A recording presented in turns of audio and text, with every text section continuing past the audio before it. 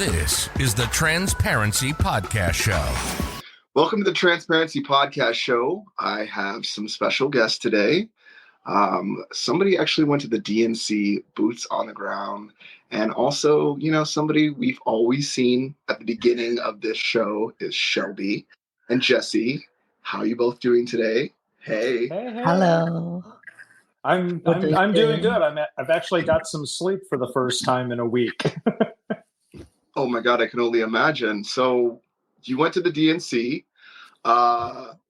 What was that like? Because I looked at it from TikTok and it looked beautiful and interesting. And there was also some controversy, but what was that like seeing that in that way? Because I mean, didn't they pack like 2 stadiums or something? It sounded and looked beautiful. It was over 20,000 people. I'm not sure what the exact attendance level was, but I was there as a delegate from the state of Nebraska, and I got there on Sunday.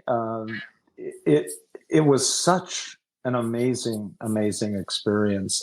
The energy level that I saw from the people on the ground was out of this world, and it was that way the entire time. It seems like there was this gigantic lid pulled off the pot, and now suddenly it's just boiling over, and everyone is so incredibly enthused. They're ready to get to work. We saw some incredible speakers.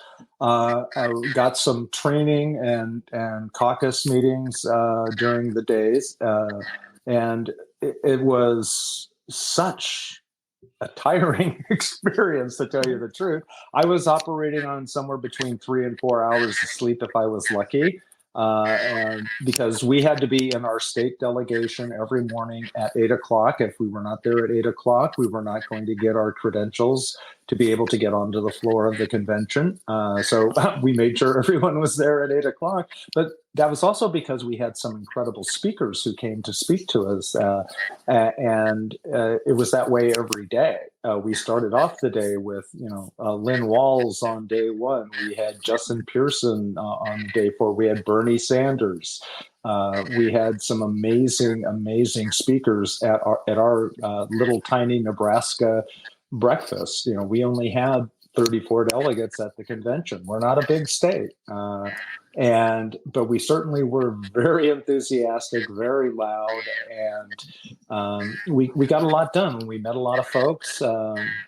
Myself, with I'm the vice chair of our state Stonewall caucus, and Mike Marchek was with me, who is the state chair. We made a lot of contacts with folks, and we had a lot of people wanting to take our picture.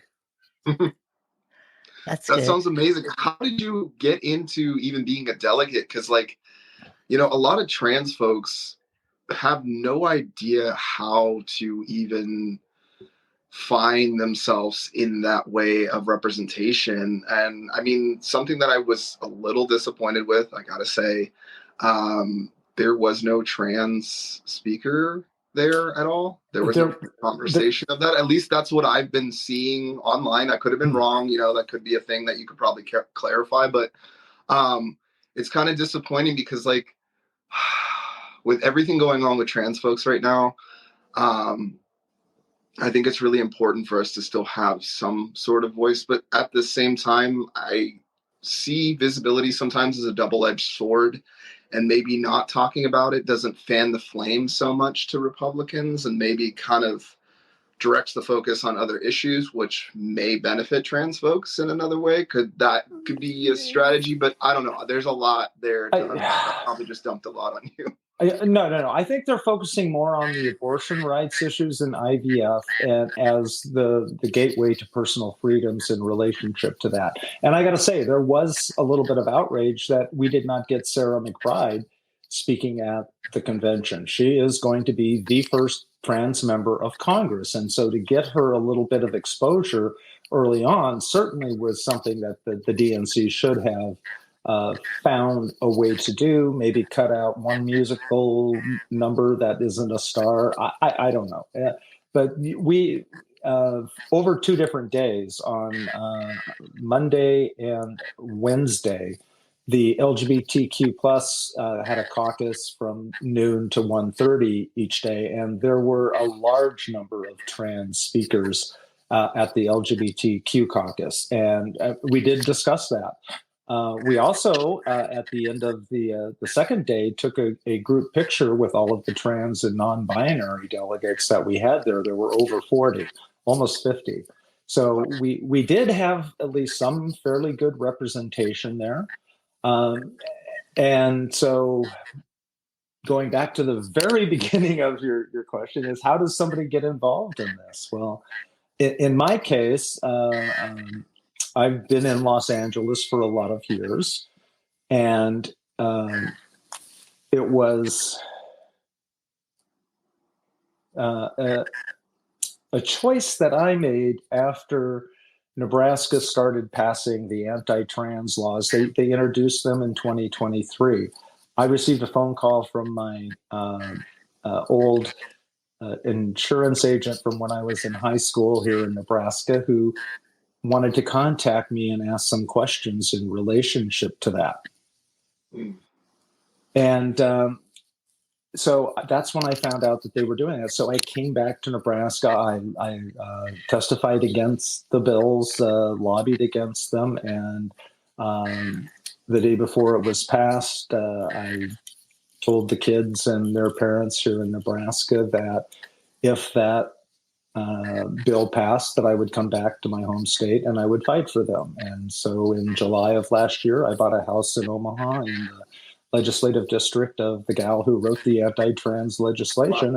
I became a Nebraska resident, registered with the Democratic Party. You bought a whole house? Yes, I have a house here. This is my house. Wait, you made like a full financial investment. Sorry, I just pause for a second. Like, that is the level of commitment you made to making a difference for trans folks, as you were like, hold on, I'm going to commit to a 30-year mortgage or whatever the situation is. I'm only assuming, but like, that's huge. I mean, go on. I love that you were just like, you know what, I'm going to go buy a house there and we're going to start voting there. And that's kind of how we have to make a change, and having that economic impact, which is really challenging too as community members, because not a lot of us even have that access. So it's amazing you've been able to do that. I am fortunate in that I have had a great job and career with LA County as a prosecutor, and then a few years ago, my parents passed away, and I was able to inherit some of the family farm here in Nebraska, and so it was. I'm in a position of privilege. And if I have this privilege, I have to use that privilege to try to help the people in my community. There were so many people who came before me who sacrificed way much more than I'm doing now to make sure that we even had the ability to have documentation change, to be able to live as who we are. And so for me, it was a no-brainer. I had the ability to do it. I bought a house, 30-year mortgage and everything. And I bought it in the district of the gal who was doing these evil things. And I started getting involved with the Democratic Party. So I first started attending the Douglas County Central Committee meetings, which are held every month, got to know the folks, ended up getting elected to the state central committee. So I'm on both the county and state central committee meeting. I got approached by the vice chair of the Stonewall Democrats at our big gala last year where we had Governor Walz speaking to us. And shortly thereafter, he asked me to become the vice chair of the caucus. And so I come testify in front of our legislature here on a whole wide range of issues, not just trans-related things. It's business, unfair competition, replacing the counselors with chaplains in schools. So I made that commitment because I love my home state. My great-great-grandmother homesteaded here in the 1880s, and my family's been here that whole time. And I did not like seeing what was going on with them. And so like any good firefighter, instead of running away from the fire, I ran into it.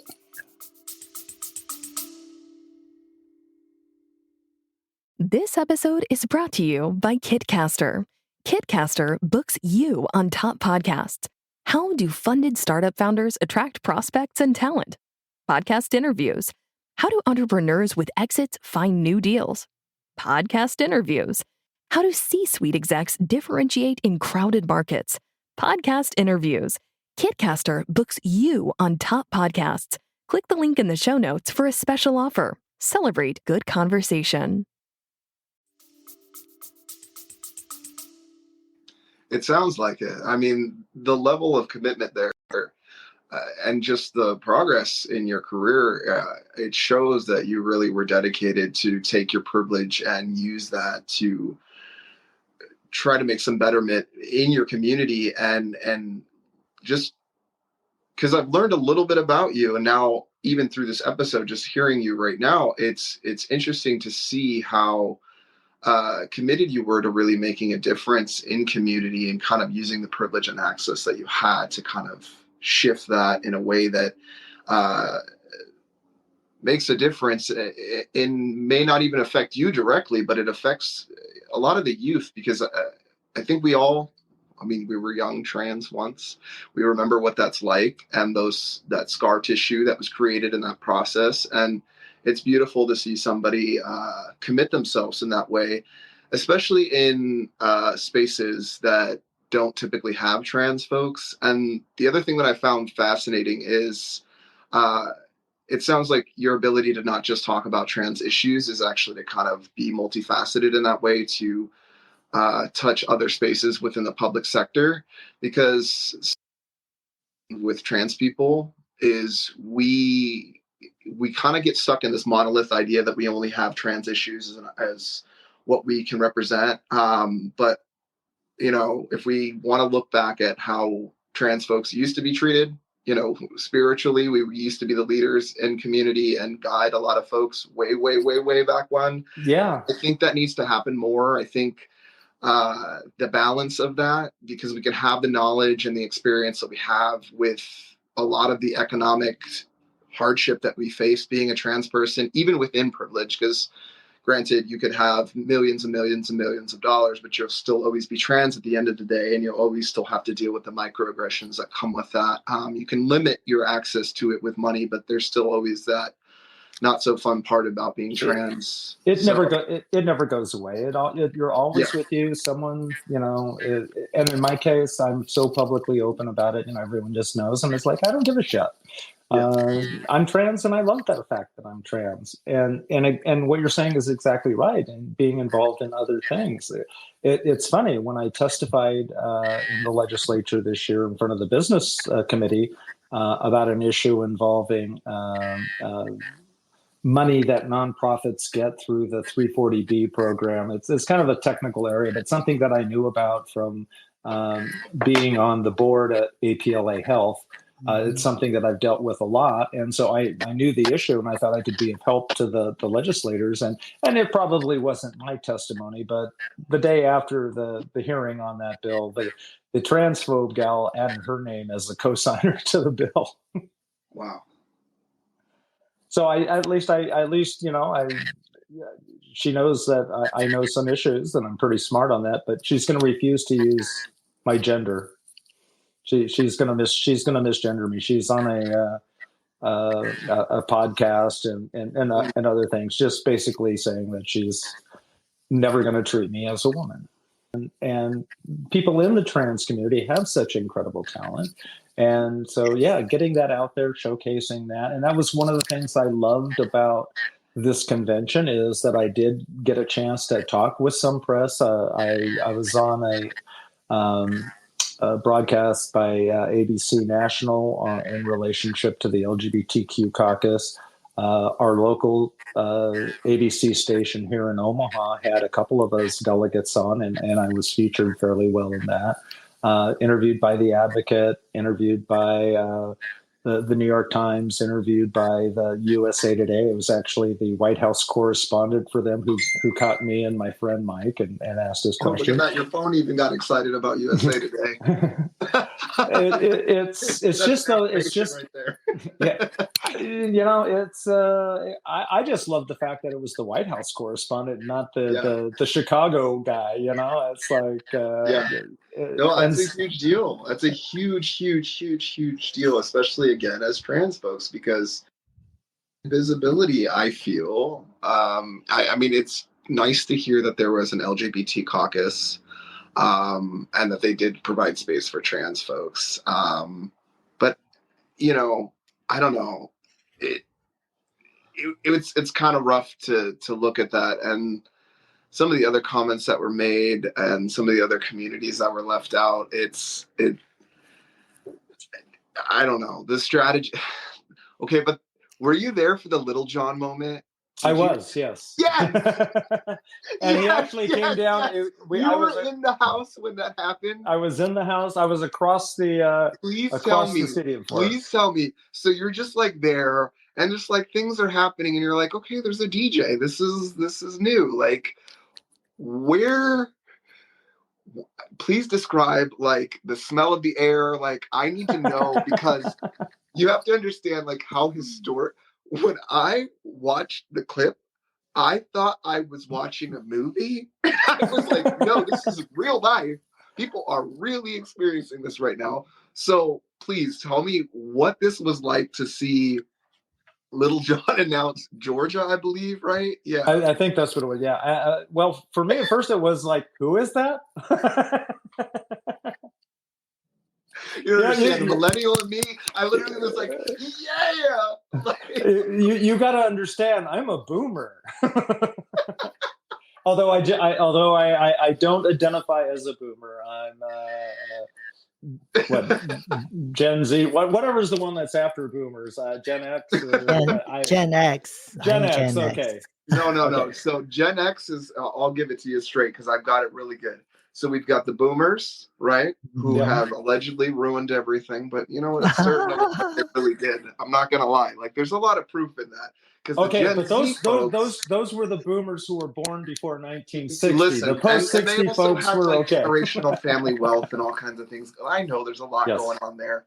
It's conspiratorial Rockefeller. Let's not go too deep. But anyways, TikTok. I always have to bring in that stuff because that's what people look at, and we got to talk about it. But going from where we see us now and where we're heading to,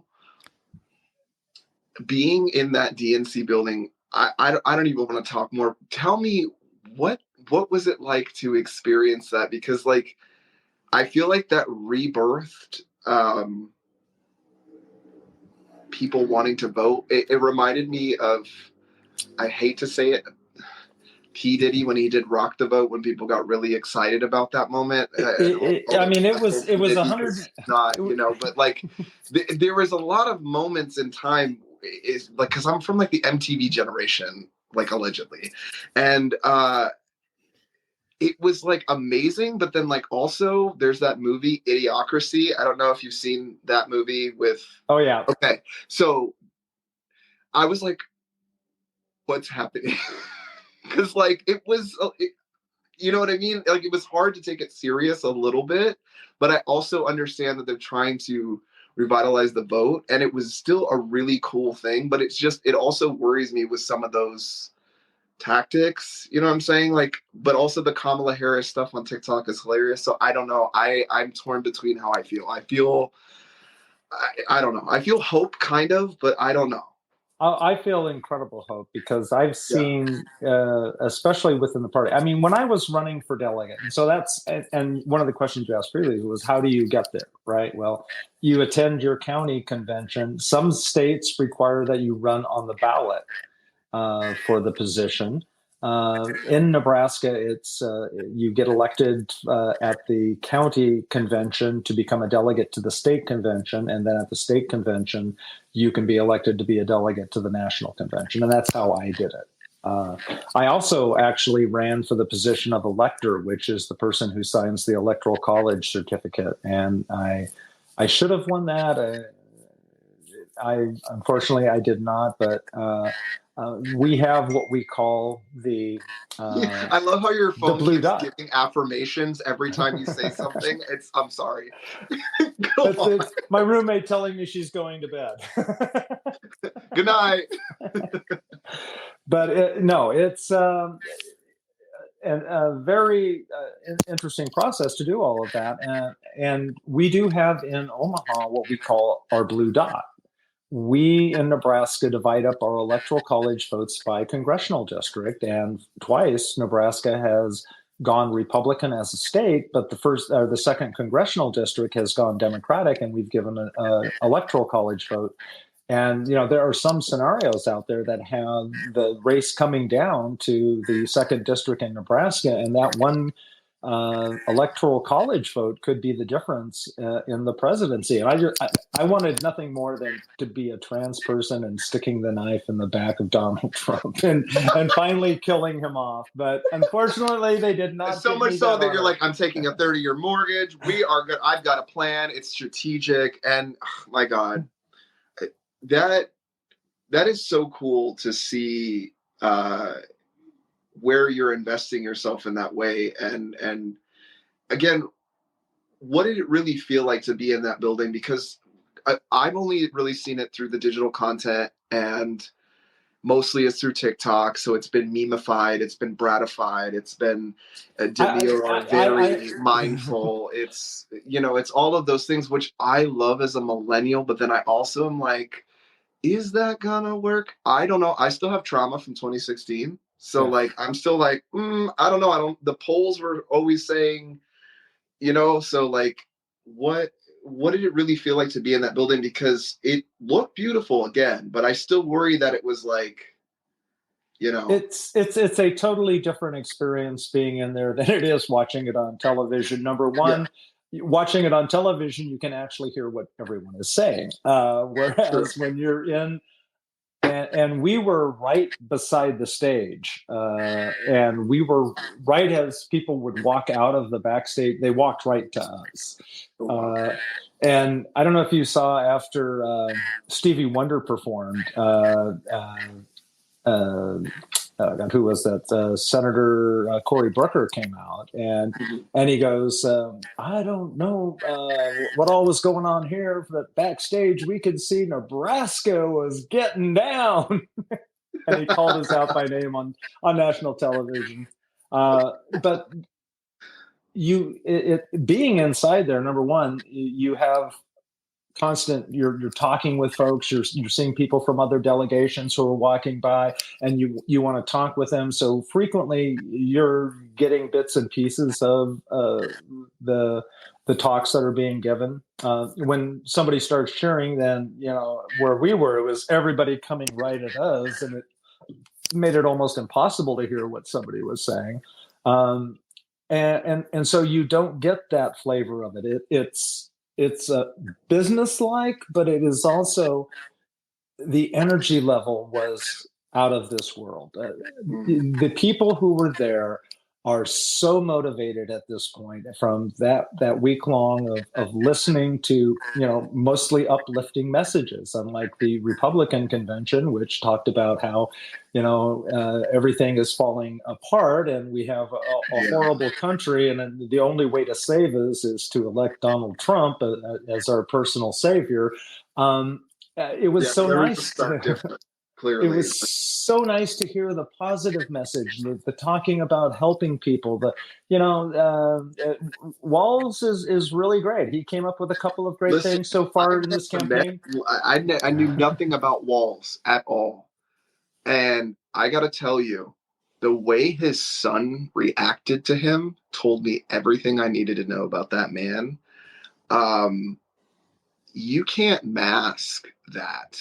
No. That kid stood up and said, "That's my dad," and started to, I literally get goosebumps just thinking about that moment, because with kids like that, they don't hide their feelings, emotions. You know what I mean? And it's a beautiful thing. It's beautiful. It's authentic. And I gotta give it to Harris for picking Walz. I think it was a really smart political choice, which is interesting because that's another thing that I'm hearing on TikTok is people are going like, the Democrats are making smart moves for once. What's going on? You Like, go, what the hell happened here? I mean, the Little John moment, I gotta tell you, just like, I was like, yes, it did something for me. I will admit it.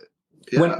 When I ran at the state convention, I basically told folks that I was running for President Harris because I knew that Joe Biden was not going to survive a 4-year term.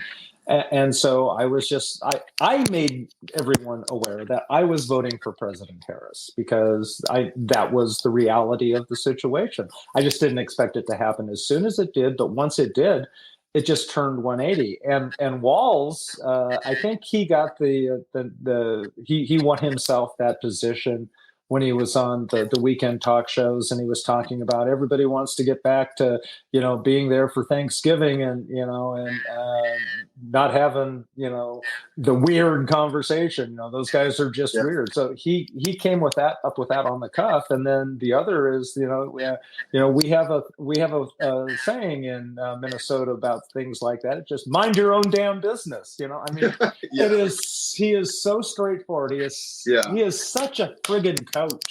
I mean, he is, reminds me of literally a quintessential Disney dad that you would see on like a 2005 special movie, he's about to coach the football team. There's going to be a gay kid on the team. He's going to freaking make that kid the quarterback. Somehow, some way, he's going to drive the prom queen on the back of his truck. That's what I'm saying. The Harris campaign did a good job by choosing him. It really, I think, adds the balance to where the Harris campaign kind of can seem too liberal because of the whole, well, she's from California. It's so woke. It's so this, because she's already going to have to deal with the misogyny of being a woman, basically, and all of that. The racism of being black, the racism of being Indian. So the layers there that it's like that she's had to deal with her whole career. Exactly. Yeah. To be fair, there's fair criticism of some of the stuff she's done in the past, which I think is good for us to actually still be able to acknowledge that with our politicians. I just can't wait for when politics gets boring again. I remember, nobody knew who the senator of anything was. Yeah. And that's when things were great a little bit. Don't get me wrong. There was a lot of other communities that were not doing well under those still things. And I'm grateful for the progress that we have today, even for our trans community. But I just I want politics to be boring. It's become this Hollywood thing that is actually affecting our lives. It's affecting trans people. It's affecting Black people. It's affecting literally anybody in poverty. It's affecting so many different folks, even our rural communities, how there's a lot of this idea where it's oh yeah, we're going to get your jobs back. That's something that I think the Trump campaign likes to push a lot about. We're going to get your jobs back. We're going to bring them back. We're going to bring them back. When in reality, those jobs, they're gone. They're lying to their constituents on that side. I'm happy to see the Harris campaign and also the Democrats actually step aside, because remember, even with Bernie Sanders, when that happened, and a lot of people wouldn't support him when he had kind of more of the youth vote and more of what they probably needed to push over the line. I think they're making some corrections. And also Harris is going to also have the advantage that Hillary didn't, is when Hillary went into the ring, Trump for the first time was doing things that no one had ever seen a politician do, that everybody was just, their jaws were dropped and they're what do I say? So I think Harris, being a former prosecutor, is going to do very well in the ring. I'm looking forward to the September 10th. And I think they've figured out the way to kind of get under his skin, and I think they're going to continue to do that, and they're going to push those buttons during the debate. Yeah. So we're going to see some things from Trump, I think, that are maybe surprising. I don't know. But the convention atmosphere and the people there,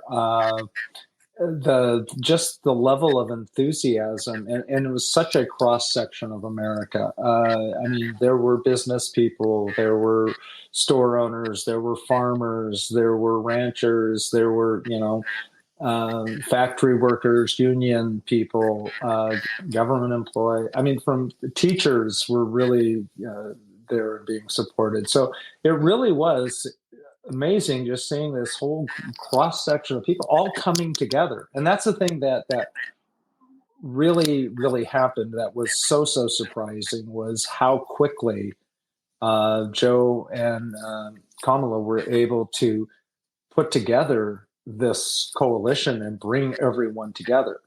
And to be fair, we hear a lot of complaints about nobody voted for her. That's usually the Republicans, because if you're a Democrat, we all know we voted for her because it was a package.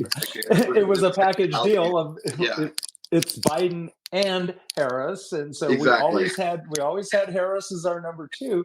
Yeah. So the fact that somebody thought it might be a good idea to have an open primary week and just let people go at each other, I'm like, how incredibly stupid is that? We have somebody who is probably the most qualified woman ever to be president of anybody who could possibly be, being a local prosecutor, a state prosecutor, a U.S. senator, and vice president. I mean, that's some pretty heady stuff there. And I like to joke on the vice president side. I said, do you want somebody for vice president who reached the highest enlisted level in the state military of their state, who was a award-winning football coach, who spent 16 years in Congress, who has been elected governor and has actually run things? Or do you want the guy who doesn't know how to order donuts? Oh my God. I mean, for me, it's pretty simple on that was so awkward. And it's like, and Governor Walz, I mean, not to use, I don't mean to use the trademark. That's not even my intention right now, but it was a weird moment. Dude, yeah, Governor Walz. Did you see the one where Tim, he goes in and I think he's somewhere he's ordering something I think days later at some sort of. Oh no, that's the thing I was going to tell you is that the Saturday before the convention we had a rally for Walz here in Omaha. Yeah, where it was less than 48 hours to put together, and we had in excess of 7,500 requests for a 2,500 seat venue. And we ended up with, about 3,000 or 4,000 overflow in the amphitheater outside. But when he got done, he had the motorcade stop at the Runza restaurant, which is a unique Nebraska chain. There's only, I think there's one maybe in Iowa and one in Colorado. So it's a strictly a Nebraska product. And they make cabbage and beef sandwiches. Some people call them crop burgers. That's beer rocks. What it was, because I saw the menu and I was like, I'm not sure what that is. What is a runza? It's a meal in a bunza. Okay, so I mean. And so if we're in Nebraska, we all know that, and it's you got the frings, which is a order of onion rings and fries together. We need to bring frings to Los Angeles because that's. I would love to. What I would really love to do is bring Runza to LA, because they are so unique and so good. But so he goes in, he knows what to do. He talks to the people. He gets his order. He gets back in the motorcade and is taking it back to Minnesota, because the next day they're going on the bus tour in Pennsylvania. So his wife on Monday, when we were talking to him, he goes, well, Tim went down to the refrigerator to get ready to go to Texas or get ready to go to Pennsylvania. We were going to take them with us, and we discovered that our son ate all of them. Wow. And so it's yes, I want somebody who knows how to live in the real world, as opposed to somebody who's in this fictional world, who has never worked at a useful job in their life, managing other people, supervising, being in charge of a business.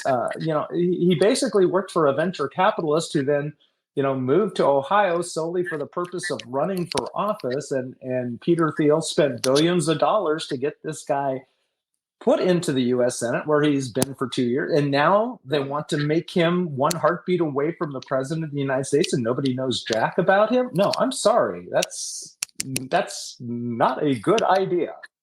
Yeah, and it's weird because it feels like he's an ally. Like, don't quote me on this, but is he wearing guy liner? He was friends with a trans individual at Yale Law School. They were like good friends, and he was involved. He's selling himself out for political power. But like, I think he does. Yes, he has guy. I think it made. Listen.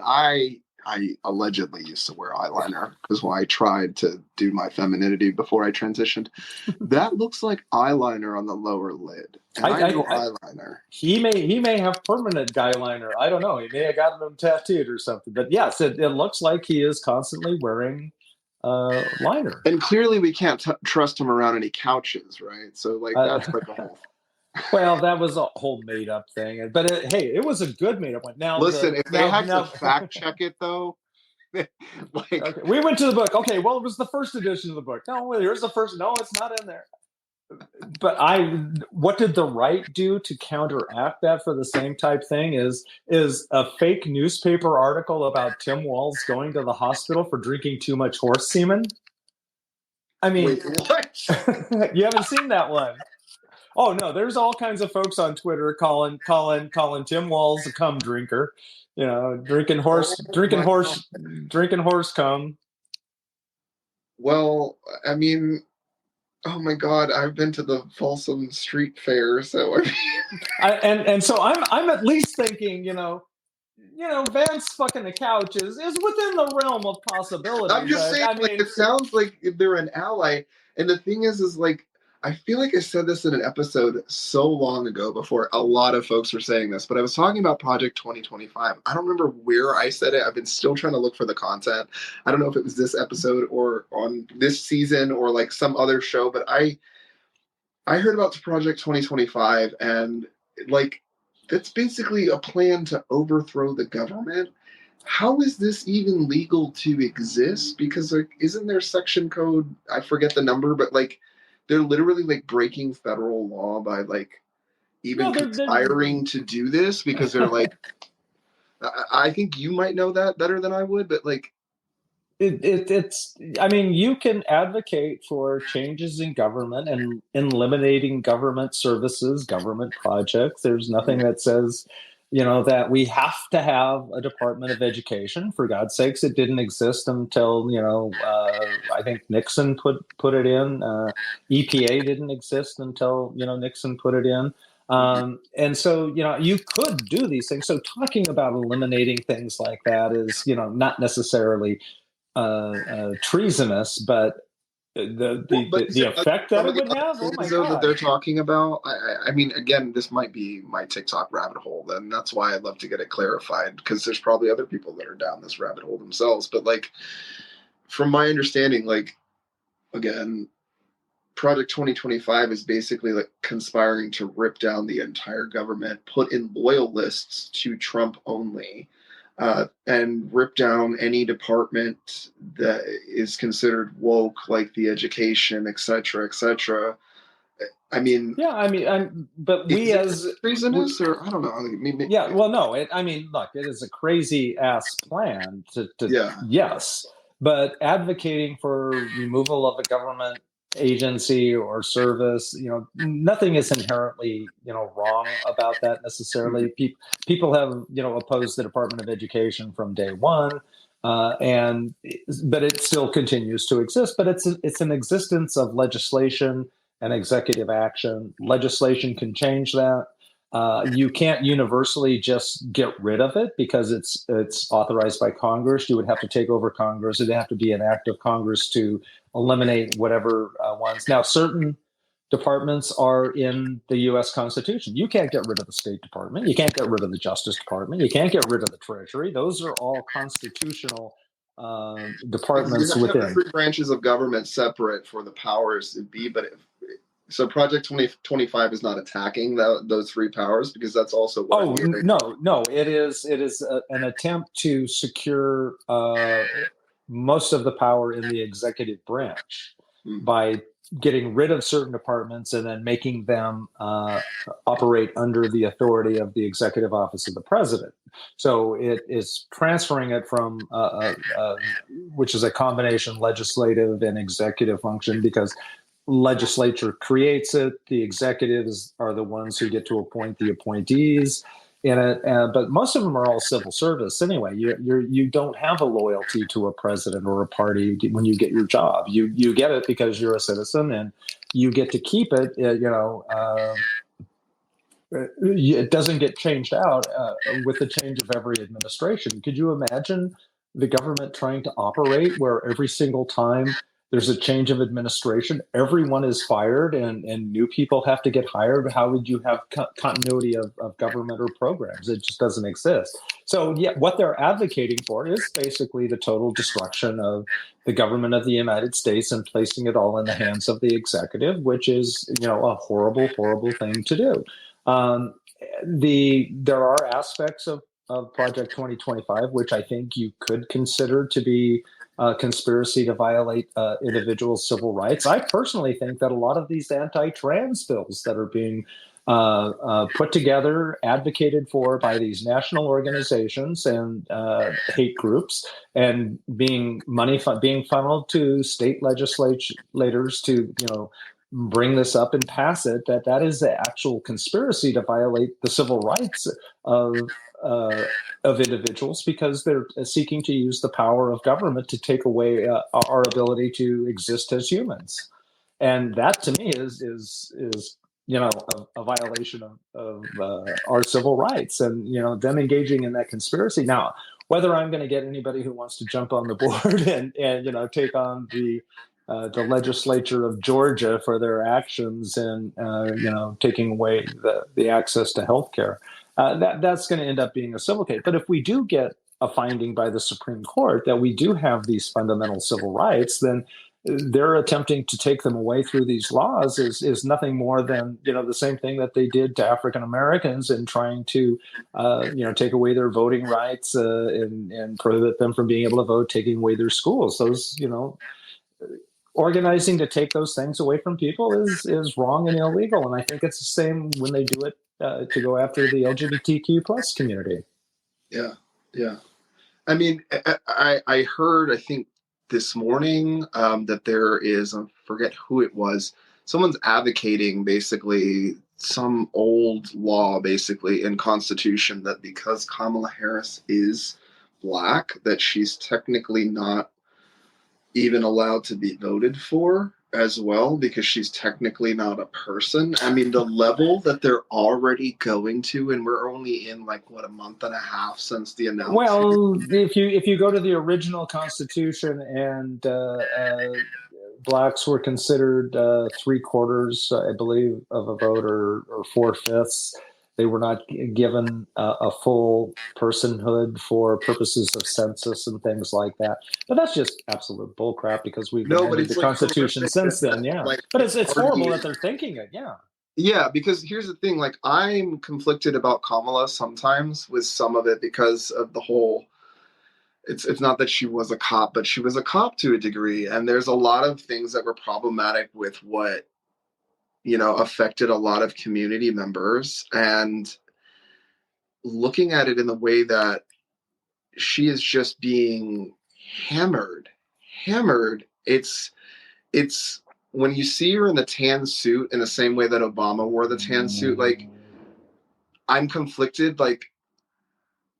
I'm excited to vote for her, but I'm also still scared at the same time, because of there's the whole Cop City things that are popping up. There's a lot of different things that really directly affect trans people. They really do. Trans folks, unfortunately, are in the system at a higher rate than most communities.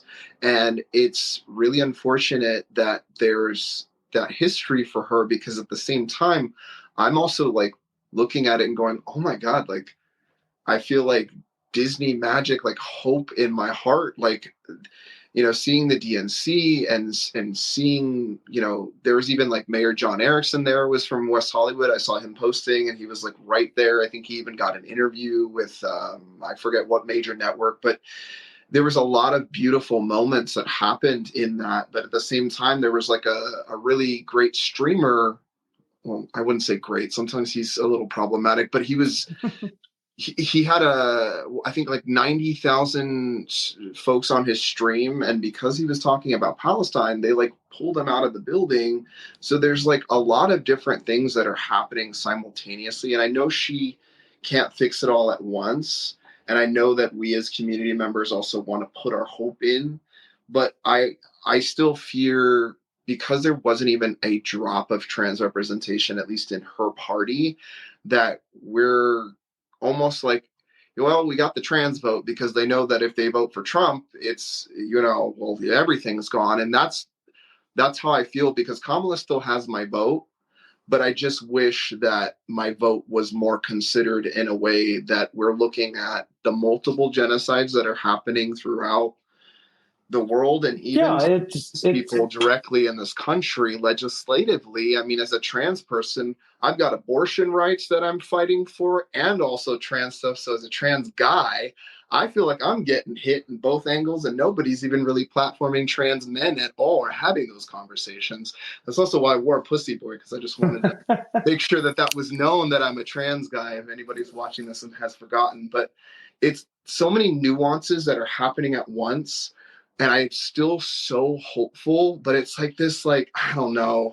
You know what I mean? Well, to me, the way I look at it is there is no other choice. Yeah. Do I know what she's going to do? I have a very good idea of what she's going to do in relationship to trans rights. You've got to remember, Governor Walz sponsored and supported and signed into law the sanctuary provisions in Minnesota law to protect trans people who would come to Minnesota from another state that was seeking to persecute them. So, and he has a very, very good understanding of trans issues, from what I understand. And so he is going to be an advocate for us. And I know that President Harris has been at times an advocate for the trans community, and at times, as Attorney General, she acted against us, in seeking to prohibit medical care for trans prisoners. But again, I'm glad you said that was a lengthy period of time ago, and that was the standard prevailing idea under the law in a lot of circumstances for that. And we did hire her to enforce the law in the state of California. But she also acknowledges that was a mistake and that she would not go that route again. I mean, so she has learned as she's gone along, which is something you can't say about Trump. He's still doubling down on the same damn ass shit. Politician at the end of the day. I mean, it's just in the back of my mind, she has my vote. I mean, I even made merch for her as well in support for her, because as a trans person, there's so much going on legislatively, but it's also, I mean, it's under their administration. I also realize she doesn't have the same amount of power because she's VP, and there's a lot of technicalities there, but there's just a lot of, I think, challenges that the Harris campaign is going to have to face when it comes to day one in office, which I think we're all going to push over the line and get her there. I think that is going to happen. I'm manifesting. I'm hoping. I'm praying for it, honestly, because I'm really worried about the other outcome, because the other outcome feels like death to me. Like, I don't know if you've seen the movie V for Vendetta, but I was just like, oh my God, okay, well, we're going to put roses in the windowsill. It's over. It's done. Like, they're just going to come knocking on our doors.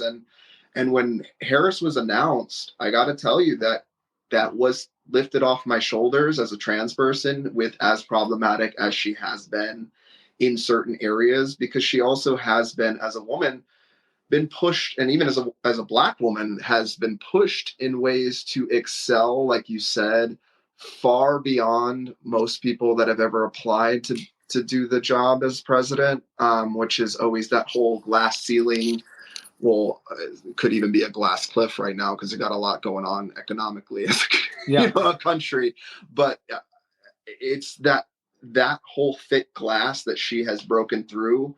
I do acknowledge that work that she's put in, and it is amazing to see a woman of her stature push through what she has and become president, because that's something that, again, trans guy, born with a vagina. I like to say that sometimes in the episodes. It's kind of cool to see that there's going to be a vagina in the office. And I don't care if that's weird to say. I'm excited for that.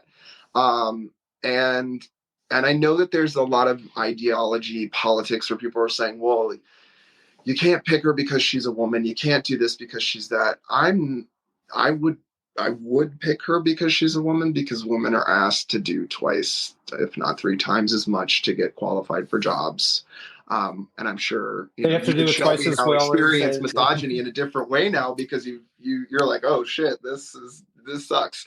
And she survived that in the same way that Hillary Clinton is super problematic in more ways even, but you can still kind of respect like her business swag, like her game, that she as a woman made it through really toxic stuff politically. And I don't know, I'm really excited for Harris, because those kind of V for Vendetta dreams have kind of lifted a little bit. I don't feel like we're going to get like knocked on the door and like ripped out of the room.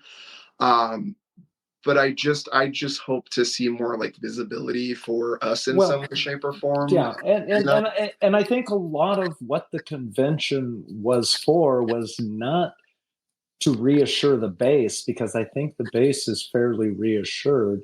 The purpose of and what the focus of a lot of the convention was to independents and Republicans who are tired of the MAGA movement, and Republicans who are maybe vocally pro-life, but in reality are pro-choice. And I know there are a number of them out there. I think a lot of Republicans, they would be vocal, pro-life, knowing that there was the backdrop of Roe to protect them, so they could have that opinion and be part of the group. But I think, as we've seen with the elections in Kansas, with the election in Ohio, when you put abortion access on the ballot, it wins. And that is going to bring over some additional voters. And we have, I believe, somewhere around 14, 15 states that have constitutional amendments to protect abortion access on their ballots this fall. That is going to be a big motivating factor in getting turnout out. The pro abortion, I don't want to say pro-abortion, but the people who respect bodily autonomy and the right to reproductive freedom are going to be coming out in force, because this is a big issue. Nobody wants to see a 12-year-old girl be forced to carry her bastard son brother. It just is. Or a trans guy as well, or a trans man. Because I don't know if you've seen some of the other episodes, but I have experienced assault. I was drugged in a bar, and I needed that medication in order to protect myself, because I was not gonna, do that to myself, especially as a trans man. And that's what has really caused me to even become much more politically active, is because this combination of abortion rights and trans rights. As a trans man, I'm like, oh my God, it's coming at me at both sides, and I don't have anybody really representing or talking about it in a way that is getting on CNN and having these conversations on how it's affecting folks. Even so much of how we're talking about the Amani Khalif situation and the boxing situation. There's so much conversation to be had about what's going on with misogyny within so many different layers in mainstream community. Yeah, there's so many ways that we could paths that we could go down and talking about how this is such a problem. But it's I think that the focus now of the Harris campaign is to give reassurance that we are going to have normal. Though I will tell you that they got to get better on that communication. I mean, I know she said fire, but it's like the lane and really, you know what I mean? Because I understand I don't really understand, to be honest. I still learning a lot about Palestine and Gaza because I have focused a lot on trans rights and Los Angeles, and that's pretty much where I focus my activism. So I haven't commented too much on it, but the way that I think there was like a delegate there that was a Palestinian Democrat, like lifelong Democrat, that they didn't have them speak, but they had Republicans who were like super problematic and have said some horrible stuff. I think there needs to be a better balance there going for their campaign, like, navigate that better, because from what I'm seeing on TikTok, and I'm just speaking from what I'm seeing because I can see it and say it, it's not looking good in a lot of ways. Even though we're gonna get over that vote, maybe, I don't know.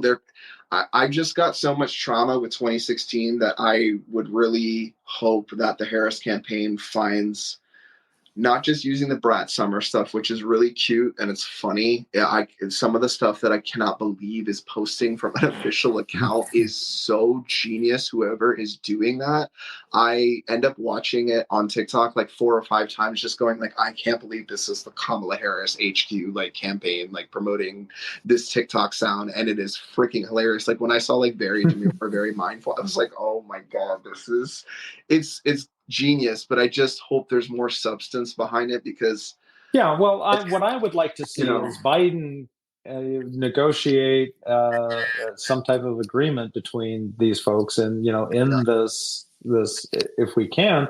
But that's such an extremely difficult thing to do, because you have it's a lot to ask. You have two sides that are not willing 4 months or whatever. Yeah, and it's like, so what side do you jump in? How do you jump in? Not jump in? Because I've seen some of the videos on TikTok of what is going on, and like kids being decapitated and stuff, and it's like, I'm not the only one seeing that. A lot of America. No, and it's not a good thing, and hopefully, something will break that deadlock where they're not able to talk to each other and at least come to some reasonable solution, so they stop shooting each other for at least for a little bit, and give them time to talk. But that's a tough thing to do, and it's a tough thing to say, that it's the responsibility of the president. And I know of the we're United not going to figure it States out on the show right now, like you know what I mean. And I don't expect that, but it's just. It's an issue that's out there.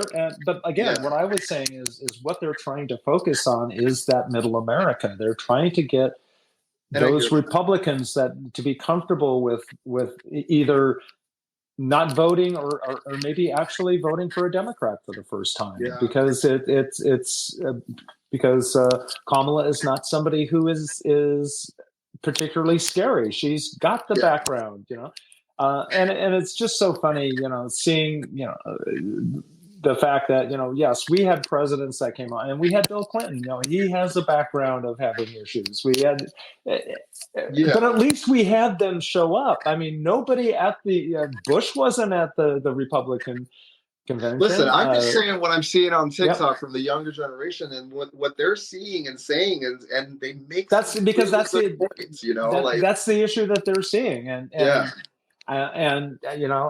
do they somehow think that Trump's going to be the one to do that, because he's going to go in and just the obliteration of Gaza? I think it's just everybody's just like, what the hell is this? And we've lost hope, and that's kind of like what it really looks like.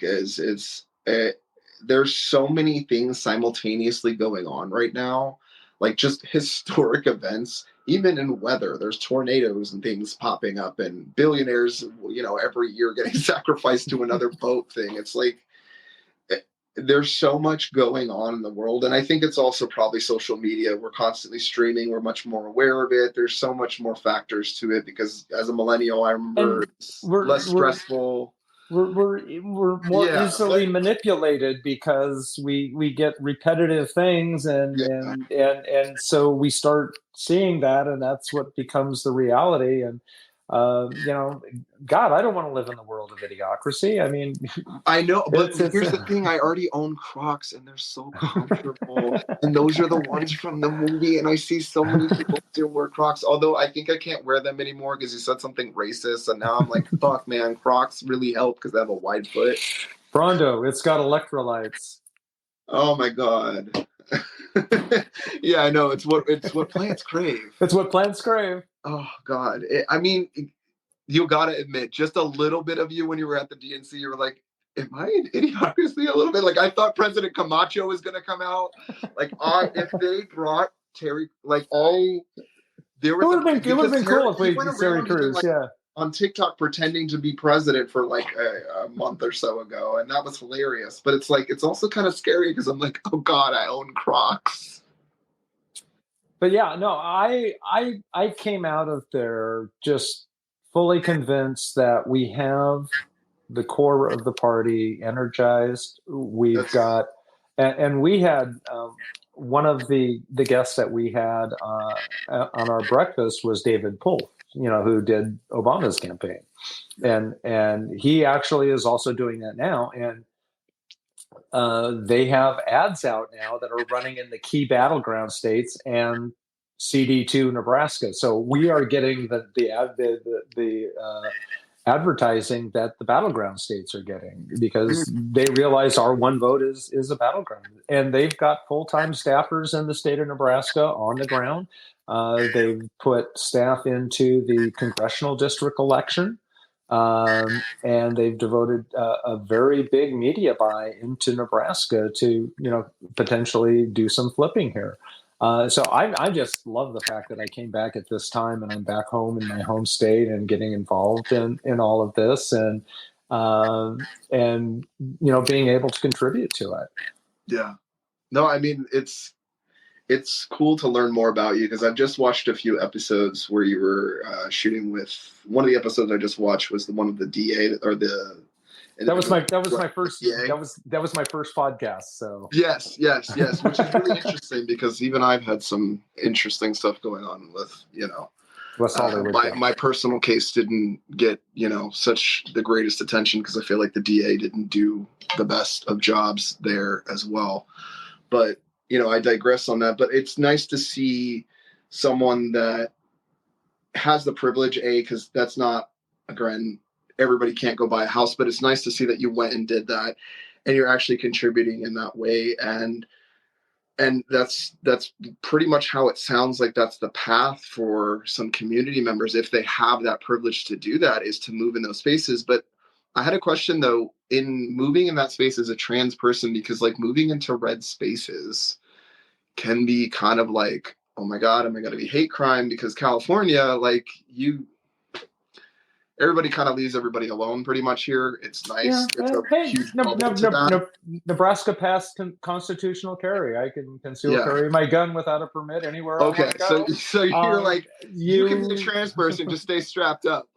I can stay strapped in Nebraska, and I was in the military. I was in armor. I know how to put together and take apart AR-15s, and I'm very proficient in firearm usage, and also they allow you to open carry a firearm within the state capitol.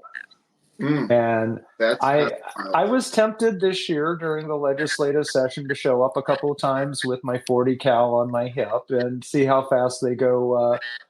Ronald Reagan and the Black Panthers in Sacramento, and that's ban it in the Capitol. Doesn't have it is because of the Black Panthers, and it's like there's a member of the State Board of Education and other elected officials who show up at the Capitol to protest stuff or be in support of stuff, and they're walking around with guns on their hips, and I'm like, well, okay, if they can do it, I should be able to. So your suggestion to trans people if they move into red states is buy have a gun, be strapped, okay. Know how to use it, and that's one thing I think that trans people anywhere should at least know how to use firearms and know some of the safety and relationship to them, because if crap ever does hit the fan, I think it will become incumbent upon us militia. So yeah. Oh, believe me. Oh, God. I got honestly, though, like, listen, trans people are the most resourceful people I have ever met in my entire life. And the cool thing is here's the advantage that we have.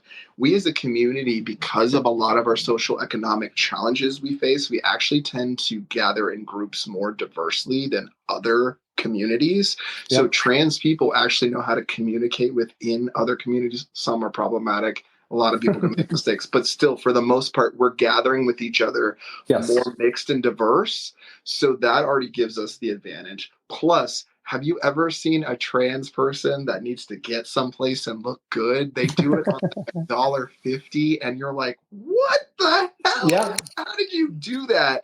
And trans people are so resourceful. So I would kind of be scared of a trans militia, because I'd be like, oh my God, they'd be making bullets out of like wood somehow, and somehow they'd be like lethal, and we, you know what I mean? Like, we just get a machine shop, and we're going to be making those zip guns for everyone to go. I wonder what the ads are that they're going to put for like, imagine they're like, guns, get your guns now. Like, for you to. But I just think that every trans person should at least know how to use it, because there may come a time when something happens, and so we get a zip gun. You use the zip gun to get a revolver. You use the revolver to get a semi-automatic. Use that to get a rifle. And just keep upping your firepower as you go. But it's part of the reason why I have a former Marine as a roommate. So you're just prepared for the zombie apocalypse, basically. You're just like, well, if you want to live here, you've got to have at least this rank. If you weren't an E3 or higher, sorry, you're not going to make it, bud. But if you're E3, E4 Mafia all the way, right? Listen, I've gone down so many TikTok rabbit holes. Like, I'm not part of the military at all, but I just love constantly learning stuff. And that's why this DNC was so interesting to see from so many different perspectives of different people. And it's really cool to hear that you are actually boots on the ground, like literally in the building, breathing the same air as a lot of these people, because a lot of these people have changed a lot of legislative stuff that has impacted trans people really positively. It's just, unfortunately, it feels like these last couple of years, I don't know, like, I get scared about visibility sometimes, because maybe 5 years ago, it felt safer to be a trans person. And now, ever since, or not 5 years ago, I'm probably misquoting time because COVID has got me messed up on that. But like, right before Trump got into office, like 2 years even before we were even thinking about the election, I felt safer then than I do now as a trans person, even though I am fully passing, et cetera, et cetera. But, if somebody wants to Google me, they figure it out. It's pretty quick.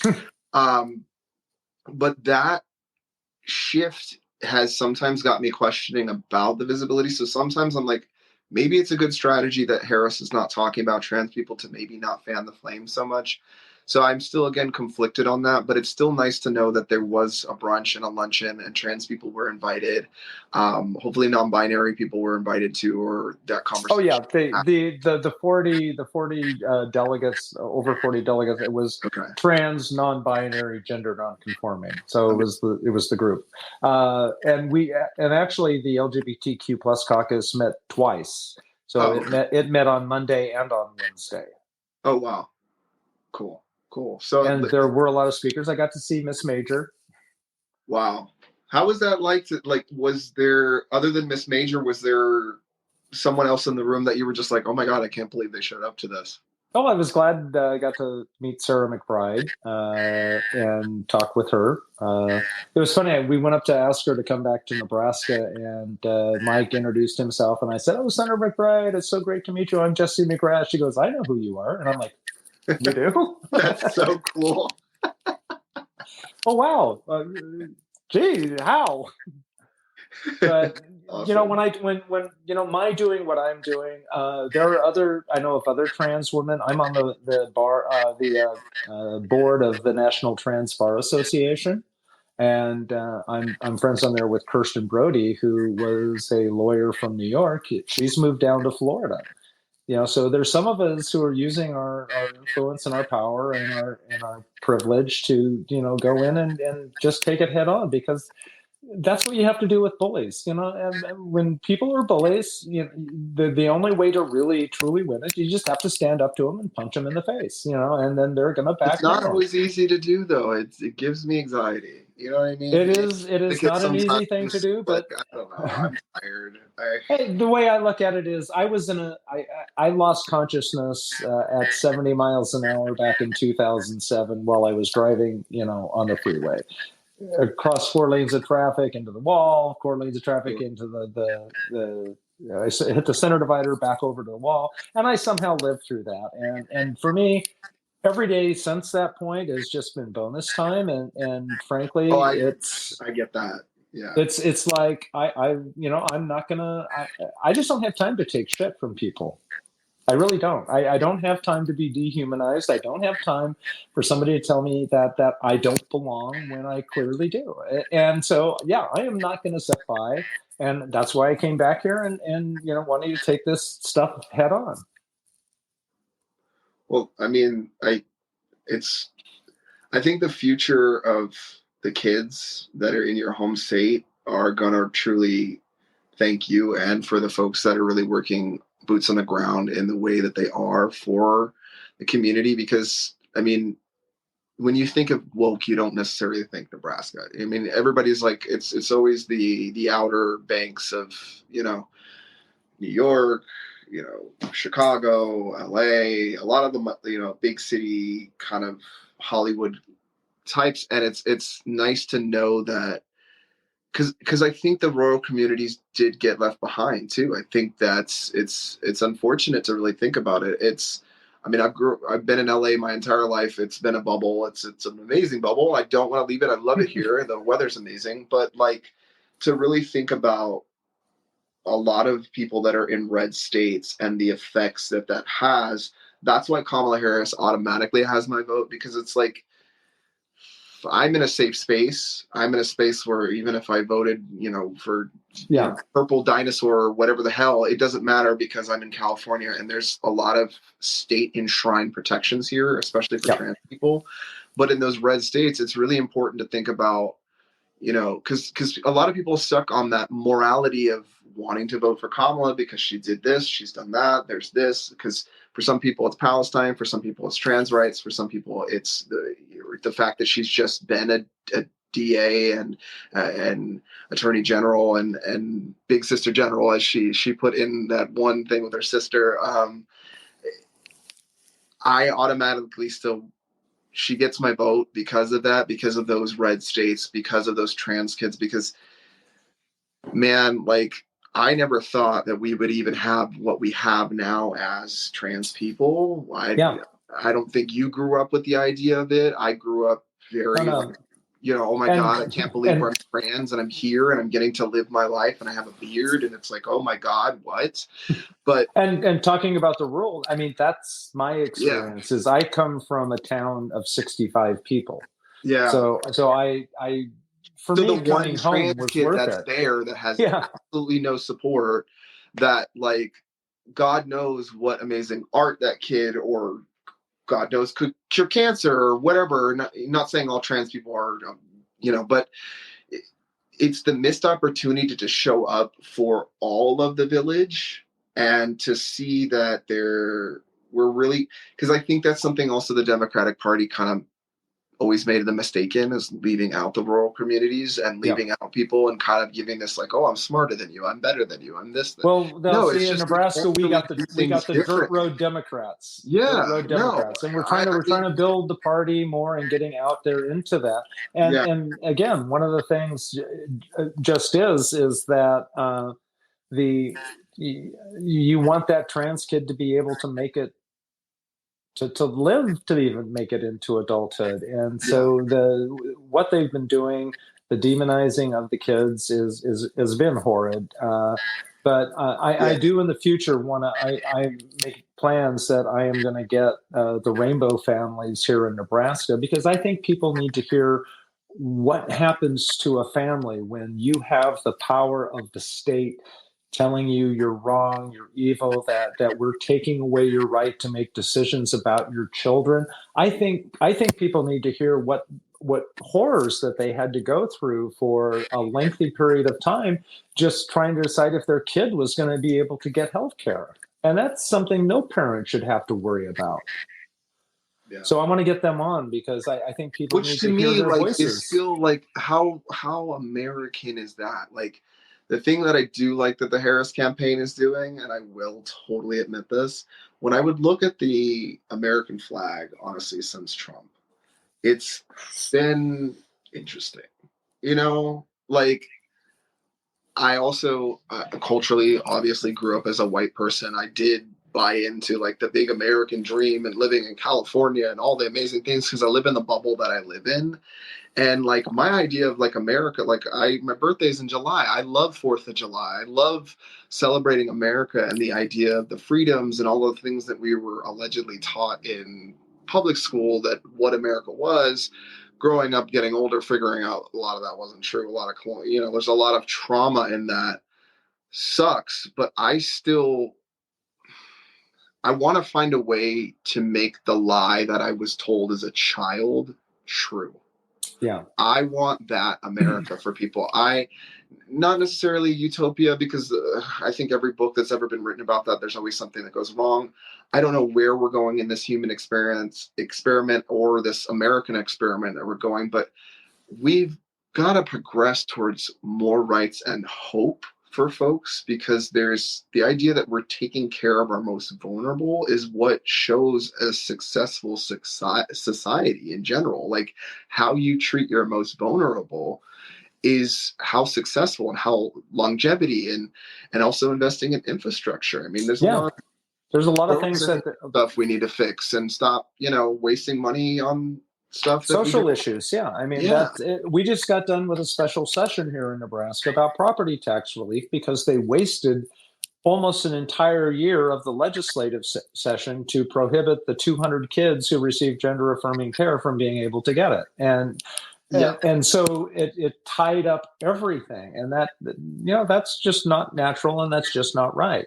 But I do have hope for the future, and you being patriotic, I am also. My first night at the DNC, I wore a flag dress. The Olympics also helped too, though. I'm not gonna lie. Like seeing us win first, and then having the DNC, I was like, I caught myself being like, "Yeah, America!" And then I'm like, and we had a lot of USA placards. We had a lot of flags. It was a very patriotic experience. Yeah. And I don't know. It's this scary, like, maybe it's hope, maybe it's just great marketing, maybe it's this. It is hope. But I do know that it is hope. A Trump, presidency for so many different communities would be disastrous. Would I mean? Because my big focus too is the Supreme Court. So from my understanding, we've got some justices that are going to be retiring. So if Kamala gets in, she's going to be appointing new justices, correct? Which would we would be able to kind of balance us out, and I think we'd actually be a 4-2. I think at that point, with how many were. I could be misquoting the numbers. It's getting late for me, but it's a 5-4 kind of break right now, but it's not a solid 5-4 because Gorsuch is actually somebody who does come over to the other side. He's the one who wrote the opinion on the effect of Title VII and whether you could discriminate against employees on the basis of their being gay or being trans. And he's the one who wrote the opinion on that. So I am kind of hopeful. I've been to the Supreme Court twice in the last 2 years. 2 years ago in December, I was sworn in along with a group of 10 other trans lawyers as the first group of lawyers from the Trans Bar Association to be group admitted. Last year, I was able to sponsor 10 more. I don't think we're going to have enough to be able to do our small group ceremony this year. But I am planning on being there when they hold the oral argument on the Scrimeti case out of Tennessee on the gender affirming care bans and what standard of review they use in looking at that. Is it strict scrutiny? Is it intermediate scrutiny, or is it just a rational basis? And I'm, they've seen me stand in front of them a couple times. Amy Comey Barrett has looked at me for 20 minutes on 2 separate occasions and smiled at me. I think I'm a pretty memorable face. I don't think at 6'2". I'm somebody that she would probably remember. I want her to see me in there when they're arguing this case. To let them know that there are real trans people that this affects.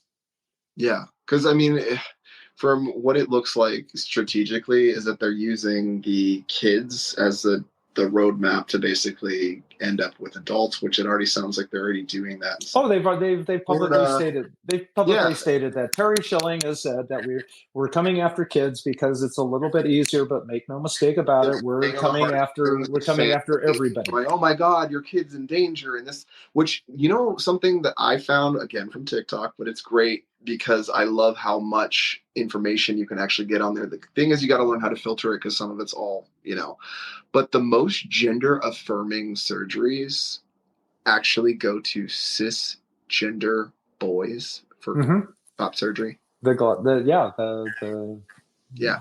or whatever. I know parents who've had kids that have had to have that. The crazy thing is they're going to be affecting cisgender boys with gender affirming surgery, not realizing again the ripple effects of the laws that they're creating. Although no, that will be excluded because it's not changing from one gender. It's gender affirming surgery for the gender that they're born in. So that's okay. Well, what makes about no intersex sense. Folks come in then still, like, there's going to be such a it's already a mess. Oh my God. It's going to be just a mess for doctors. We're in insurance getting approval when it's already hard enough as it is. Even with all the progress that we've made as a community, you still get, 3 rejection letters, and the 4th one you finally get accepted. I just wish the ideology that it's so easy to be trans and so easy to get these surgeries and so this, that, and the other. Those cases that people find and fly the 4 people around the country to say the same story to Congress over and over again, it's just not true. Most of the trans people that I know either wait a very long time for them to get their surgeries, or if they get their surgeries, it's through, means of sometimes sex work, sometimes, it's like survival work for them to be able to get safely in society. And there's not this just like, oh, let's just all go to the McDonald's and everybody just becomes trans because they ate a Big Mac. Like it's. Let's see. Can I get a forehead reduction? I mean, I wish a nasal job and a boob job. I'll take that off of column 1. It doesn't happen. No, it doesn't. But also, if it did happen, my thing is like, here's another flip side too. Like, why are these politicians so worried? Like, are you afraid that like you want to transition and like if it was that easy for you, like you got to keep the barriers for yourself, like. It's like, Jim, if you don't want boobs, you don't have to get boobs, okay? Yeah, but I want them. I don't understand the need to really just police trans people, and it just seems like this political card that people have gone, trans people, they're the new thing that we can use that's shiny and distracting because people have never seen trans people in this way before.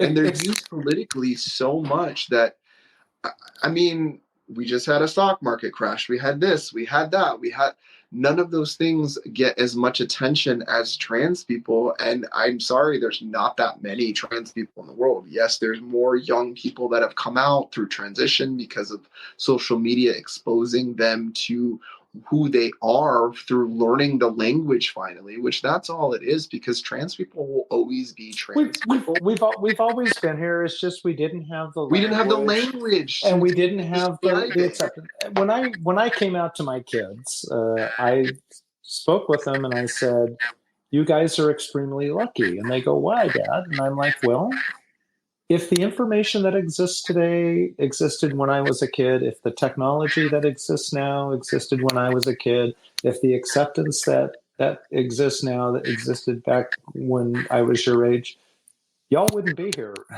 Because I would have, if I had known enough I could have done it, I would have transitioned as a kid. Are you kidding me? Yeah. It would have been, great. I wish I had the fortitude even back then to even recognize it, but there was a large part of it where I wasn't even recognizing it. Yeah.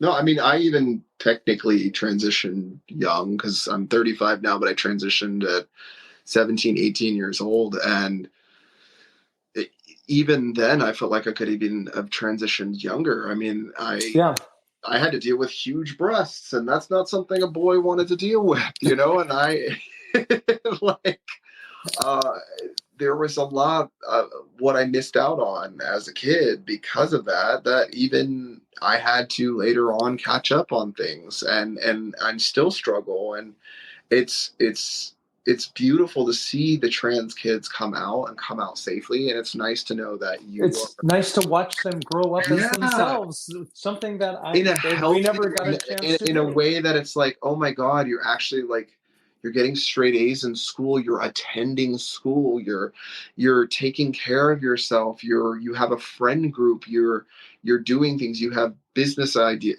I don't know, like, kids getting to be kids fully themselves safely, because again, trans people have always existed, will always exist.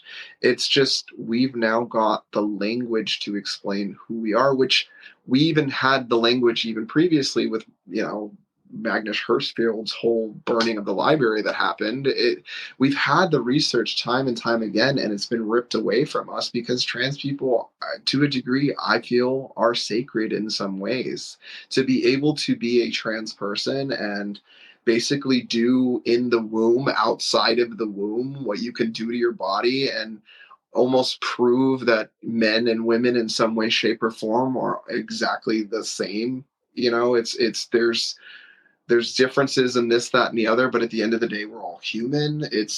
I think trans people, the reason why there's more trans people probably today, even if we want to, I'm not quite religious, but if there are Christian folks out there that want to look at it in that way, it's like, maybe God are putting more trans people on earth because of what's going on with the gender wars. There's a lot of women that are being mistreated and men that are lonely. And there's a lot of things that are going on, and trans people being able to navigate.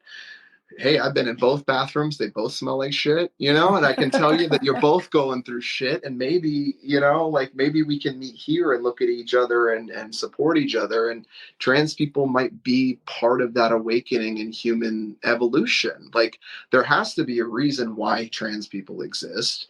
And it's not because of the devil, because the trans people, we're humans. We're just, you know, it's society that creates this ideology that it's this, that, and the other. It's mostly Republicans. It's mostly folks that are religious, but there's even folks that are like casual to ideas that even fall into the trap of, well, trans people are this and trans people are that, and gawk at us that we're not human beings at the end of the day. Well, I get upset like everybody else. I get upset when people who are Christian tell me that I'm going against God's vision for me, and I know I'm embracing God's vision of who I am. I was made trans. There's no doubt that I'm trans. I'm sorry if it's not what you think is normal in the world, or what should be considered normal. It's how I was born, and it's how God created me. And the fact that it took me 53 years to finally realize that I could embrace how God created me, that's when I finally started living. And it truly was.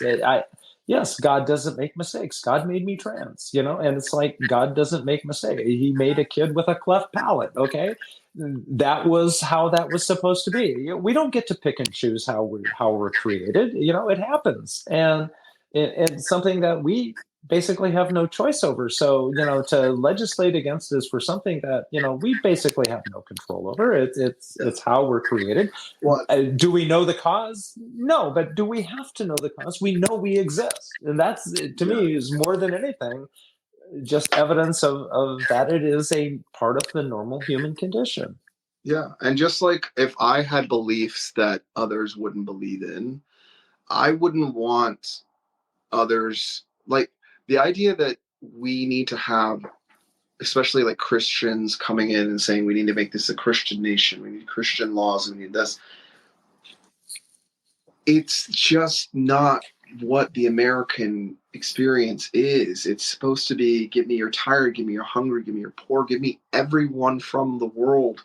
Like, the experiment of America is the reason why we dominate in the Olympics is because of diversity. And individualism, and allowing people to be themselves. And investments as well, and truly cultivating and building and working as a team and support. I mean, they needed AC. They had AC in France. Like the way that America, the alleged, the lie that we were told, and sometimes see it in some spaces like the Olympics pop up and give us hope. It's like, where are we going if we're going into this Christian nation of this, that, and the other? Which sect of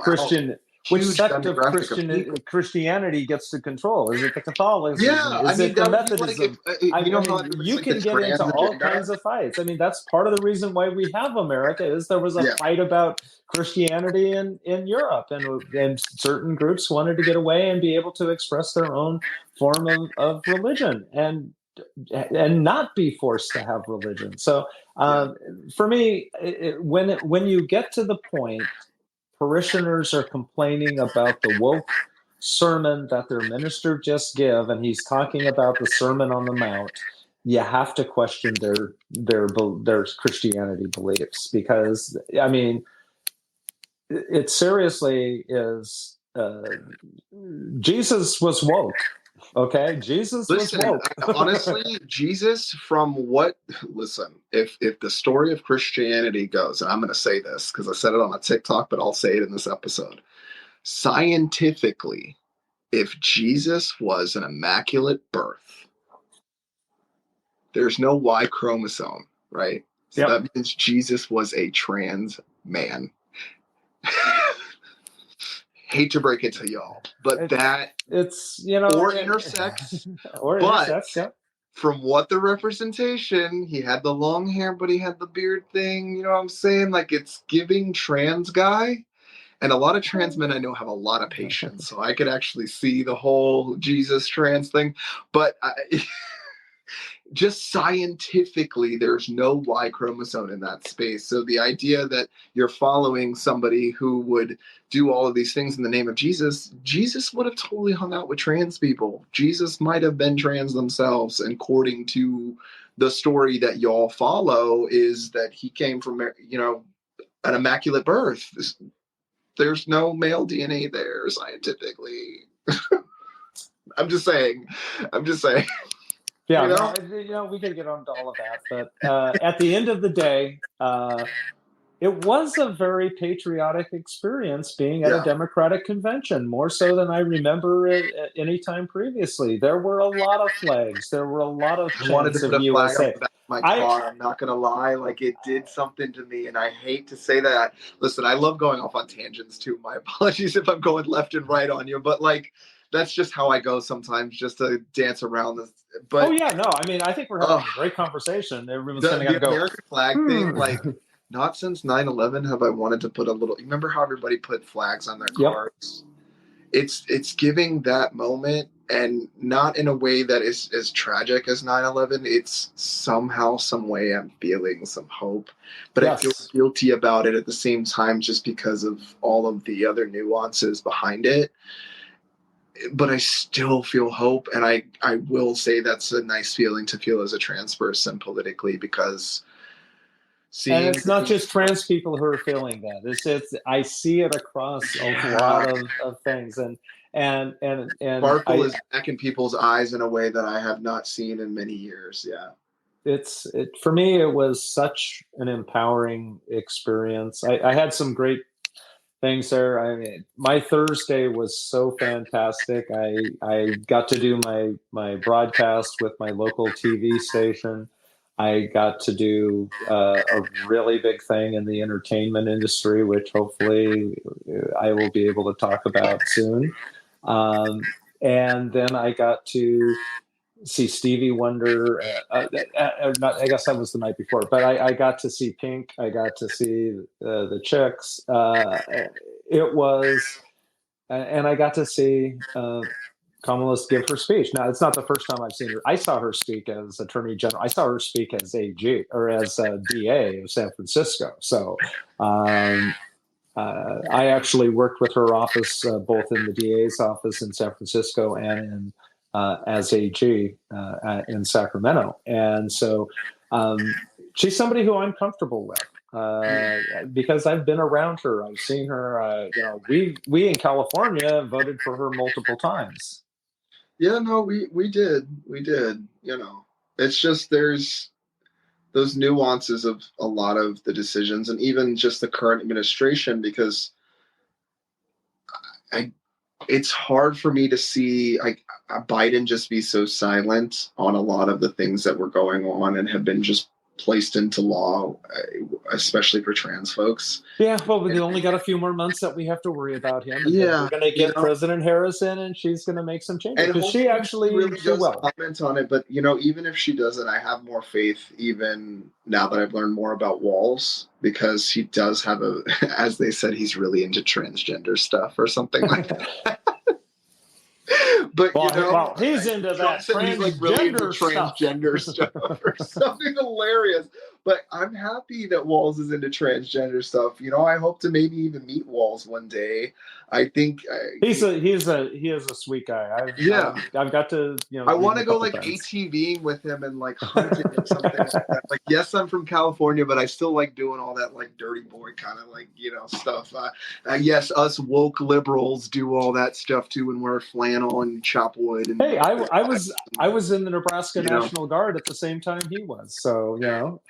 He seems like he's a guy to go have a good, like he knows where the fucking, let me not even curse president, let me give him some respect, but he probably knows where like a good burger joint is and like a good driving he knows where the dive bar is. Okay, you know, like I feel like if he would karaoke, he knows how to vogue to Madonna, like he does it, you know what I mean, but not in a way that's like problematic. Like he actually truly knows the words and the points, and you're just like, wow, okay. Okay, well, we are now coming up on 12:15 my time. The first podcast I did on day one, it was the only podcast I managed to do on the whole time. I don't think I finished that till like 3:30, and I was up. I had to be at the breakfast at 8, and so we did it the one day, and it was like, okay, this is going to be impossible to do this. So at some point, I do want to go over some of the clips and videos and things that I saw, people that I got to meet, and it's just the sheer pomp and circumstances of it. Like I said, we had great seats. What was it on like night 3? Every time somebody would walk off the stage, I was in the background. So wow. So I have pictures of Bill Clinton walking off with me sitting there. I ended up dancing crazily to "Let's Go Crazy" on night 3 and getting on national television, dancing in the aisle in my pink dress with my pink blazer and my Barbie pink belt. And then I accidentally photobombed the Ohio delegation's announcement of their votes. You're like, I'm also representing Ohio. Oh, it was funny. Because as soon as we got done, I had to go to the bathroom really bad. So I ran up, and then when I went to come back down to my seat, they say, you can't come in this way. It's closed off. You have to go up 2 levels and then walk down to the floor and come back up. And I'm like, okay. And so I have me, our national committee woman, and another one of our delegates. We're walking down, and we start walking down the staircase, and we get down near towards the bottom, and they're like, no, you gotta wait. Hold on. And the next thing I know, the lights are coming on, and they're going, Ohio, how do you vote? And I'm sitting there going, I'm like 5 steps up from where the chair is who's making the announcement. I'm going, yay! And so I had a friend who texted me. She goes, I just saw you on television. What the hell are you doing with Ohio? You're like, actually, I've been doing some groundwork for trans people there. I've moved to another state. I've just bought another. I just switched my delegate status quickly to Ohio. You're like, I've made an impact here in Nebraska. We're moving on to Ohio next. I was like, Ohio does need some help there with some trans stuff. So yes, I was like, it's okay. My daughter lives in Ohio. I'm an honorary Ohioan. You're like, is someone voting is in that block? I kind of count. I count for at least 1 vote in Ohio. So yeah, but it was so funny because it was like totally unplanned. I had no idea this crap was going on. I was like, I had kind of first the deer in the headlight look, like, what the hell do I do? Well, on that note, it was really a pleasure to learn all of this about you with the DNC. I'm sure there's so much more that we can look into. If you wanted to take a look at some of Jessie's Instagram and TikTok posts, there's some posts actually on the ground. And please grab that subscribe button, whether it's here or here. I don't know which way you're watching it, but it could be over here. It could be over here. It could be here, but hit that like, subscribe, comment, let us know what part of the conversation you liked, or if there was any more topics you wanted to hear from us both. We're going to be doing more weekly episodes. And Jessie, it was actually really a pleasure to interview you tonight and just learn more about you and joining the Transparency Podcast family. Yeah, Shelby's been trying to get me to do this for like a couple of years, and I was like, I don't have time to do this. I got all these other things I got to do, and then it was like my office pulled my teleworking ability effective July 1st. So I had scheduled all of my flights for till the end of the year. This is election season. I'm a Nebraska Democrat. I had things I have planned to do and be here. And so now I'm having to totally redo all of my scheduling. And when I'm here, I'm taking vacation time. So it's for me, it's really a personal thing to be here. It's it's something I truly believe in. I love the trans kids of this state. I've talked to a lot of them. I've talked to their families, and what they've had to go through is so horrible. The stress and the other things, the cost that it takes a parent in Nebraska to be able to provide health care for their kids, because none of it is covered by insurance. It is, they've gone through a lot, and I want to do everything I can to help them. Excuse me. Bless you. I get worked up on that. Trans kids are important because we all used to be trans kids. So we're seeing ourselves in that space and going, wow, no one was advocating for us. And now no one was fighting for me. But I'm going to do that for you, because you should not have to go through what I had to go through, what other trans adults had to go through. We know who we are when we're young. I knew when I was 5. I mean, it's not like this suddenly snuck up on me. I knew it, and I forced it away as much as I could, because that's what, I was told God wanted me to do. And that's, the way life was supposed to be. But, when you get depressed and you can't live as yourself because it's wrong, it's such a suffering that kids should not have to go through. They should be allowed to grow up. I mean, I would love nothing more than to have been a cheerleader and play volleyball in high school. I did not want to play football. I was forced into it because that's who I was.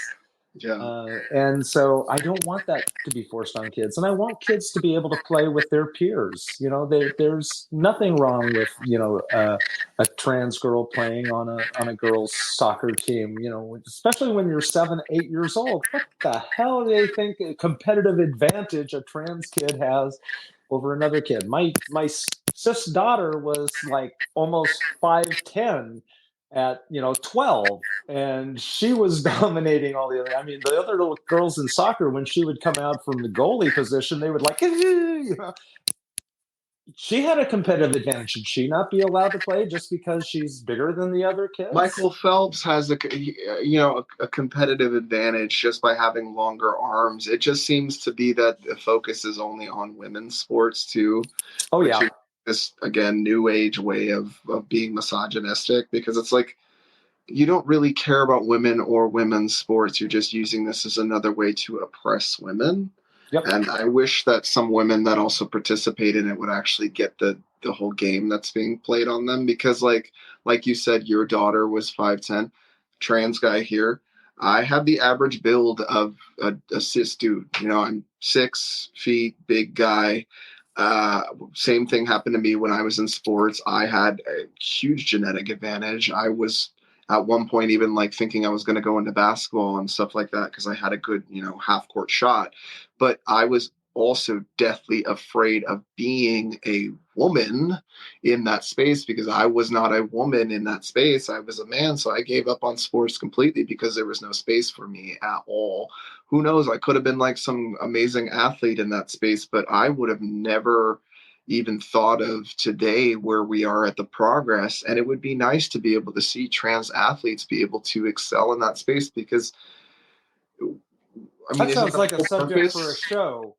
Yeah, no, but isn't it the whole purpose of the human existence for us to explore and find, like our limits? We're a communal group of folks. We have community that we're built that way to be together. Listen, the times that before I really was like uncomfortable being in women's spaces was really when puberty hit.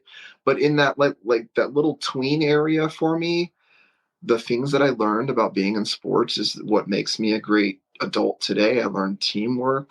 I learned how to be a leader. I learned how to take a loss. I learned how to celebrate a win. All of those vital skills that we need as functioning adults in society. You're basically taking access away from those skills because I think back to all of the times that I was on a basketball team and did all of those things and all of the sports that I was in and learned all of the things, all that confidence that I gained from being in sports. Oh yeah. And that's what I testified about when I testified about it here in Nebraska was the benefits that you get from participating in sports, and you make lifelong friendships. I'm still friends with some of the people that were on my football and basketball teams. You build a camaraderie, you build a sense of belonging, you learn how to work in a group, you learn how to be a leader, you learn how to take losses, you learn how to win gracefully. There's a lot of things that you learn by doing those even sports. Responsibility. You got to get your grades up, you got to keep your body in line, you've got to be able to keep your uniform clean, you got to learn the plays, you got to learn, those are all skills that we would want all adults to be doing in their adulthood. But if we're taking away that opportunity for them as kids to learn those skills in the fun spaces we've created like sports, because that's sports it's an educational space. It's not just, hey, let's go have a ball and be competitive. There's so many more nuances to sports, and especially team competitive sports. You learn a lot about what it means to be a human and how to function in society. Yep. So it's one of the things. That's why I'm back here. I want to fight this, and I don't know. I think we're waiting to see what happens with the case from Arkansas that is before the 8th Circuit right now, because we are in the 8th Circuit. And it's already been argued. The district court found that the Arkansas statute was unconstitutional.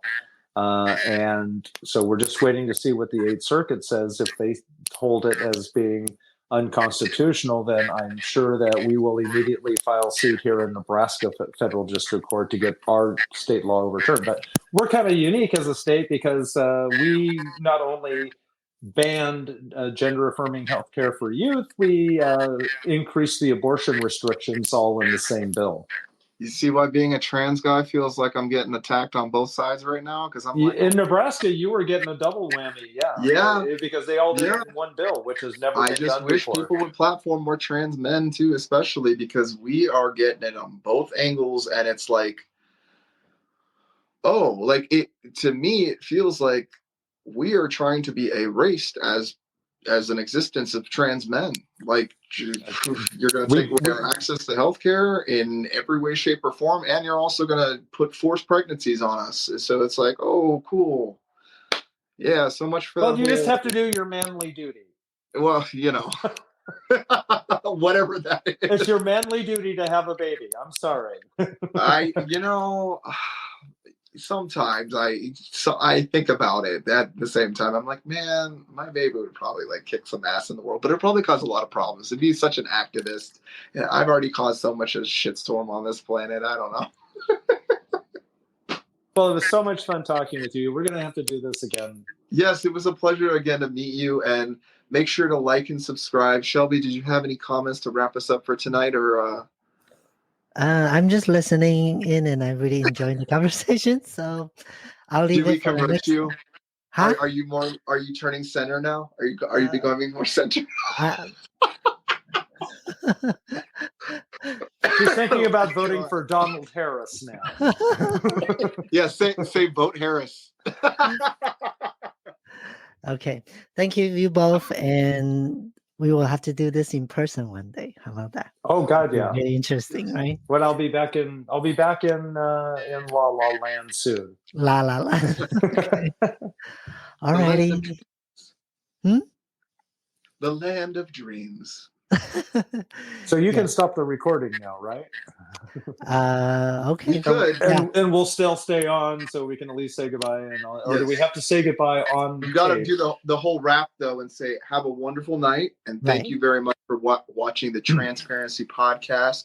Again, make sure to like, subscribe, comment. Even if it's a hate comment, sometimes I read them, and they're really sometimes you guys are funny. I'm not gonna lie. Like sometimes you do read us, and that's like it's a good burn. And some of you that are out there supporting us, oh my God, you were so sweet. We read those comments, especially Shelby. Literally, will email me if there's any positive comments. She will literally be like, "Shane, look, they said this, and it was nice." So if you want to get some recognition, say something nice, and Shelby will send me an email about it. What? You get emails? Well, You get emails about No good longer. comments? Hang on. Does that tells me I've never gotten a good comment? No. Oh my God. No, I don't track the comments because it's just too many. So you have to spend all day, 24/7. We can't always get them, but yeah. But thank you again, and have a good night, everyone. And thank you, everybody, for subscribe. joining us here on the Transparency Podcast Show. Like, subscribe, follow us, ask questions, and let us know what you want us to talk about. And leave the comments. And leave the comments. Bye-bye.